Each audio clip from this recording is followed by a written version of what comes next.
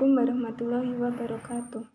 Perkenalkan, nama saya Cita Rahmawati, NIM 2019 015366. Di sini saya akan berpidato tentang Pancasila sebagai pemersatu Indonesia. Sebelumnya, salam sejahtera bagi kita semua.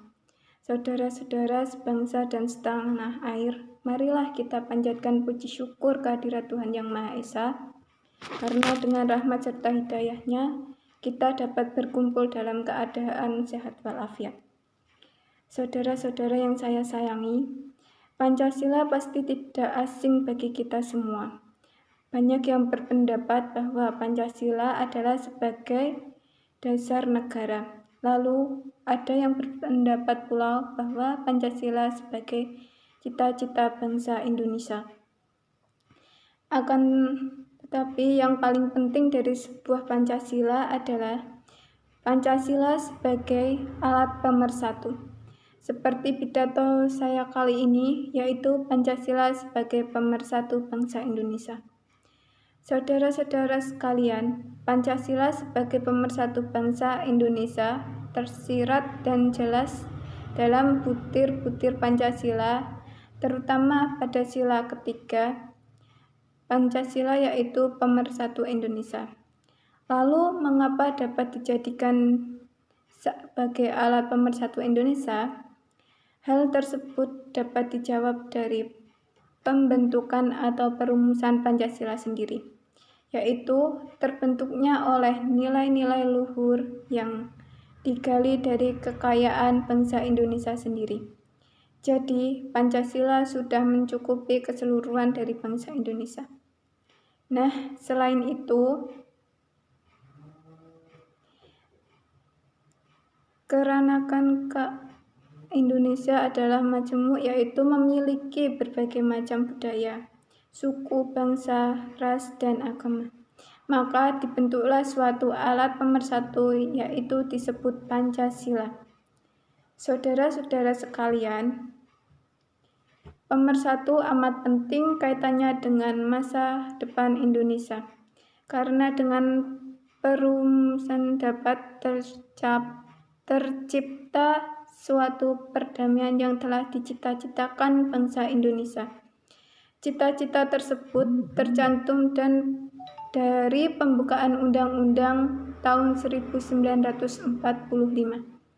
Alinea keempat, cita-cita tersebut berbunyi melindungi segenap bangsa dan tumpah darah Indonesia, memajukan kesejahteraan umum, mencerdaskan kehidupan bangsa, dan ikut serta melaksanakan ketertiban dunia yang berdasarkan kemerdekaan, perdamaian abadi, dan keadilan sosial. Sebagai hadis yang berbunyi, cinta adalah tanah air Indonesia sebagai dari iman. Hadis ini adalah hadis mahdu, sebagaimana disebutkan dalam kitab Silatu'ahdat. Sebagai disebutkan dalam hadis, banyak orang yang memakai hadis ini untuk memompa rasa patriotisme dalam nasionalisme bangsa Indonesia dan keyakinan bahwa hadis ini datang dari Rasulullah, umat Islam yang banyak membela mati-matian bangsa negerinya, tanpa memperdulikan di atas aturan apa negeri tersebut dibangun, bahwa di antaranya sebab pemecah di lingkungan umat manusia adalah rasa dengki yang terjadi antara sesama mereka. Kedengkian itu muncul di tengah jelasnya ketentuan-ketentuan hukum.